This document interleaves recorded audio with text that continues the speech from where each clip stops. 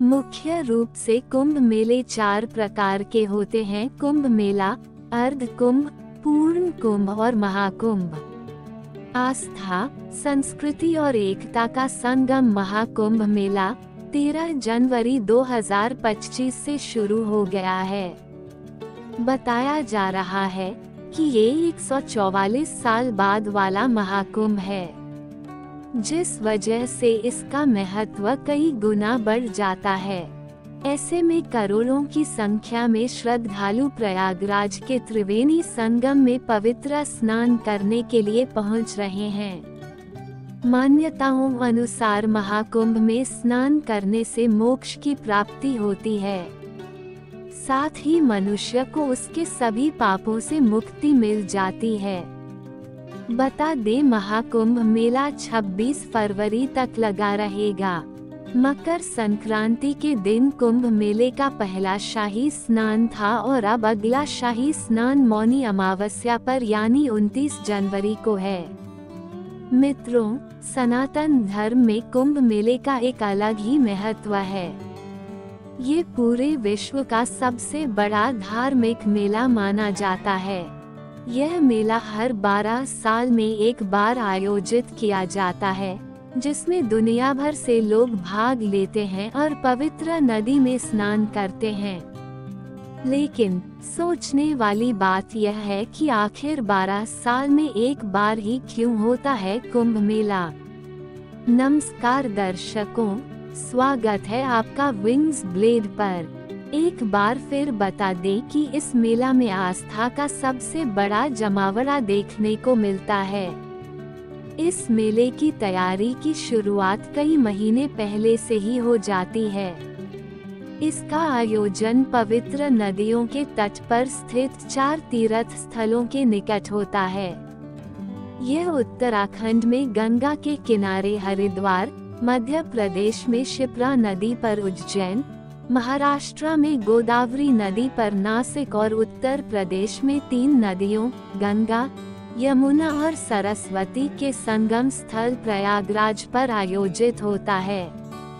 मान्यताओं की माने तो जब बृहस्पति कुंभ राशि में और सूर्य मेष राशि में प्रवेश करते हैं, तो महाकुंभ मेले का आयोजन किया जाता है। वैसे तो प्रयागराज के कुंभ मेले का महत्व सबसे अधिक है। बताया जाता है कि इस मेले के आयोजन का इतिहास 850 साल से भी ज्यादा पुराना है। कहा जाता है कि इसकी शुरुआत आदि शंकराचार्य ने की थी, जिसके बाद उनकी शिष्य ने सन्यासी अखाड़े के लिए संगम तट पर शाही स्नान की व्यवस्था की थी। वहीं कुछ कथाओं में बताया जाता है कि कुंभ का आयोजन समुद्र मंथन के आदिकाल से ही हो गया था।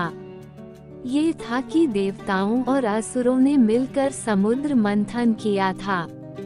मंथन में कई वस्तुएं निकली, जिनमें अमृत भी शामिल था। अब अमृत पाने की लालसा में देवताओं और असुरों के बीच संघर्ष शुरू हो गया था। इस संघर्ष के बीच अमृत की बूंदें पृथ्वी पर गिर गईं। अमृत की भूमि जहां जहां गिरी, वहां वहां कुंभ का आयोजन किया गया। बताते चले कि अमृत की बूंदें प्रयाग, हरिद्वार, नासिक और उज्जैन में गिरी थीं। तभी से यहां हर 12 साल के अंतराल पर कुंभ मेला आयोजित किया जाता है। वहीं पौराणिक कथाओं के अनुसार अमृत को असुरों से बचाने के संघर्ष में चंद्रमा ने अमृत को बचा लिया था और गुरु बृहस्पति देव ने कलश को छुपा लिया था तथा सूर्य देव ने कलश को फूटने से बचाया था, जिसके बाद शनिदेव ने देवराज इंद्र के कप की रक्षा की। इसलिए जब इन ग्रहों का संयोग एक राशि में होता है, तब महाकुंभ का आयोजन किया जाता है। बता दें कि इन ग्रहों के मिलन से ही अमृत कलश की रक्षा हुई थी, जिसके बाद भगवान नारायण की सहायता से देवताओं ने अमृत ग्रहण किया। इतना ही नहीं, शास्त्रों के अनुसार धरती का 1 साल देवताओं के लिए 1 दिन के बराबर होता है। इसके मुताबिक धरती की गणनाओं की माने तो देवताओं और असुरों के बीच युद्ध 12 साल तक चलता रहा। यही कारण है कि 12 साल बाद इस कुंभ मेले का आयोजन किया जाता है।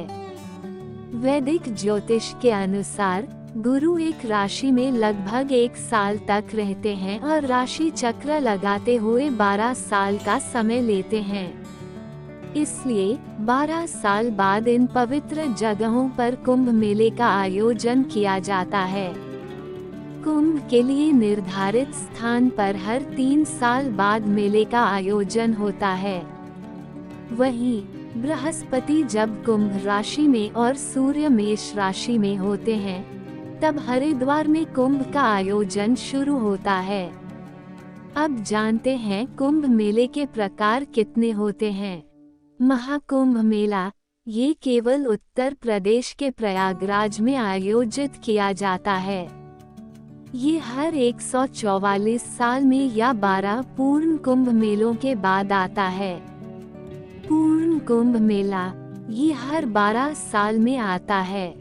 विशेष तौर से भारत में 4 कुंभ मेले यानी प्रयागराज, हरिद्वार, नासिक और उज्जैन में आयोजित किए जाते हैं। ये हर 12 साल में इन स्थानों पर मनाया जाता है।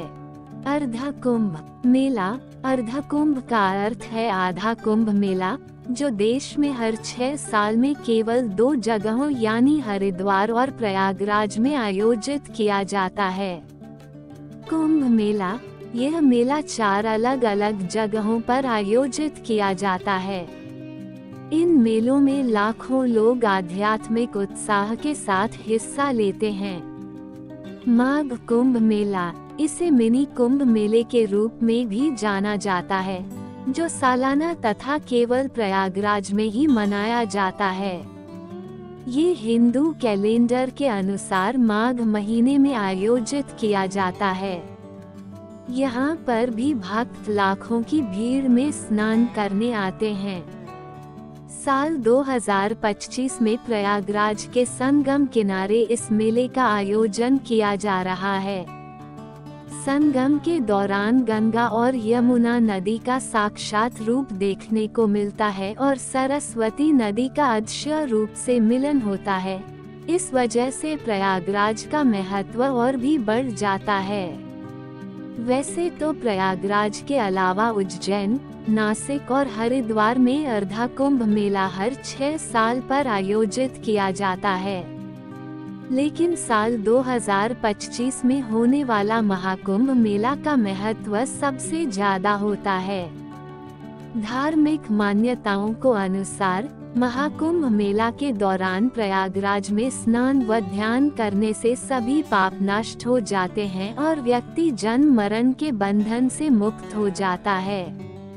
महाकुंभ में शाही स्नान करने कुछ नियम होते हैं। गृहस्थ लोगों नागा साधुओं बाद ही स्नान करना चाहिए। महाकुंभ में स्नान करते समय 5 डुबकी लगाएं, तभी स्नान पूरा माना जाएगा। शाही स्नान के समय साबुन या शैम्पू का इस्तेमाल न करें, क्योंकि इससे पवित्र जल अशुद्ध हो सकता है। महाकुंभ में शाही स्नान को बहुत ही विशेष माना गया है। शाही स्नान का समय ज्योतिष गणना से तय किया जाता है। साधु संत हिमालय में रहते हैं। वो सांसारिक मोह माया का त्याग कर चुके होते हैं। मोह माया का त्याग कर चुके साधु संतों को सबसे पहले नदियों में डुबकी लगवाई जाती है। साधु संतों के स्नान के समय मंत्रोच्चारण होता है, शंख ध्वनि बजती है और धूप दीप से वातावरण आध्यात्मिक और भक्तिमय हो जाता है, जैसे आत्मा परमात्मा से मिल रही हो। लंबे बाल और जटाओं वाले साधु संत सबसे पहले हर हर गंगे के जयकारे के साथ शाही स्नान करते हैं। साधु संत हर परिस्थिति में भगवान की भक्ति में लीन रहते हैं।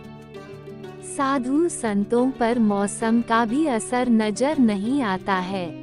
साधु संतों के स्नान के बाद ही आम लोग मोक्ष की चाह में स्नान करते हैं। तो मित्रों, आपने जाना कि क्यों होता है 12 साल में एक बार कुंभ मेले का आयोजन और उससे जुड़ी कुछ खास बातें। यदि आपको पहले से किसी बात की जानकारी थी तो नीचे हमें कमेंट करके जरूर बताएं। प्राचीन वैदिक ज्योतिष के अनुसार ग्रहों की स्थिति और गुरु ग्रह का कुंभ राशि में प्रवेश 144 वर्षों में एक बार होता है। इस समय ब्रह्मांडीय ऊर्जा का प्रभाव इतना शक्तिशाली होता है कि प्रयागराज का संगम क्षेत्र दिव्य शक्तियों से भर जाता है। ये समय महाकुंभ मेले के आयोजन के लिए अत्यंत शुभ माना जाता है। महाकुंभ मेला ऐसा समय होता है जब देवता स्वयं पृथ्वी पर अवतरित होकर संगम के पवित्र जल में स्नान करते हैं। इस दौरान जो भी व्यक्ति वहां आस्था के साथ स्नान करता है वह अपने पापों से मुक्त हो जाता है और मोक्ष की ओर अग्रसर होता है।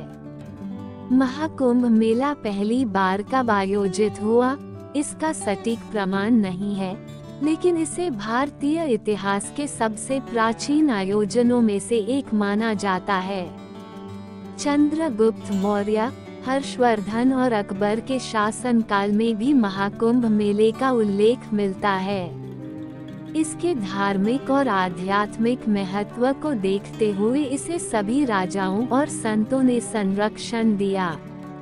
आधुनिक काल में महाकुंभ मेला एक विशाल आयोजन बन गया है, जिसमें करोड़ों श्रद्धालु, संत, महात्मा और विदेशी पर्यटक हिस्सा लेते हैं। 144 वर्षों के इस आयोजन का साक्षी बनना हर भक्त के लिए एक दुर्लभ अवसर होता है।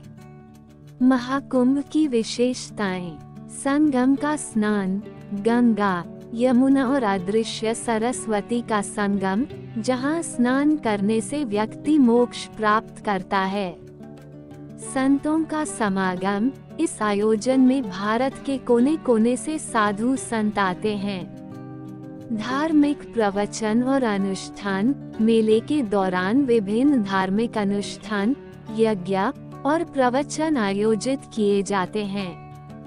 अद्वितीय भव्यता: महाकुंभ मेले की भव्यता इतनी अद्भुत होती है कि यह पूरे विश्व को भारतीय संस्कृति और आस्था का परिचय कराती है। महाकुंभ मेला केवल एक धार्मिक आयोजन नहीं है, यह मानवता, एकता और आत्मशुद्धि का प्रतीक है। ये हमें ये याद दिलाता है कि जीवन में आस्था और पवित्रता का कितना महत्व है। महाकुंभ मेला उस दिव्य आयोजन का प्रतीक है जिसमें पृथ्वी और आकाश एक हो जाते हैं और हर भक्त को भगवान की कृपा का अनुभव होता है। 144 वर्षों में एक बार आयोजित होने वाला यह मेला भारतीय संस्कृति और आध्यात्मिकता की सबसे ऊंची मिसाल है। आज की इस वीडियो में बस इतना ही। अगर यह वीडियो पसंद आई हो तो उसे लाइक और शेयर जरूर कीजिएगा। अगर आपने हमारे चैनल को सब्सक्राइब नहीं किया है तो जरूर करिए। इसके साथ ही मुझे दें इजाजत। इस वीडियो को अंत तक देखने के लिए आपका बहुत बहुत शुक्रिया।